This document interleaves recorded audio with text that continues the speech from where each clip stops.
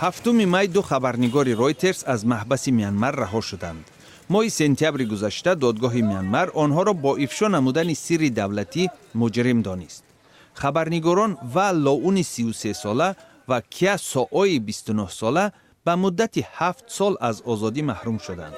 рӯзи сешанбе баъди беш аз 500 рӯзи ҳабс онҳо аз зиндони канори шаҳри Янгун берун гаштанд. ду нафар дар иҳотаи хабарнигорону ҳаводорон иброз доштанд ки аз ҷомеаи ҷаҳонӣ барои талош дар раҳоияшон миннатдоранд. дар дохили маҳбас ва саросари дунё мардуми зиёде раҳоии моро таманно карданд. мехоҳам ба шумо ибрози сипос кунам. хеле хушҳолам ки дар канори оилаву дӯстон ҳастам ва бесаброна мунтазири бозгашт ба ҷои корам мебошам. замони ҳабс хабарнигорони Reuters дар бораи куштори дастаҷамъии 10 намояндаи қавми мусулмони роҳинҷа дар минтақаи ҷангзадаи Рахин гузориш таҳия мекарданд.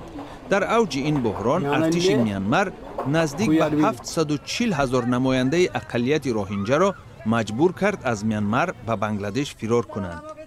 дар давоми як моҳи гузашта президенти Мянмар Вин Минт ҳазорҳо маҳбусро афв кард.